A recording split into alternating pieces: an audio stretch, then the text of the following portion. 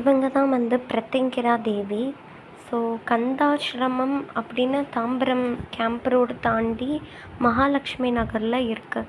அது ரொம்ப பெரிய சன்னதி இருக்கும். இப்போ பிரத்யங்கிரா அம்மனுக்குன்னு ஒரு தனி சன்னதி இருக்குது.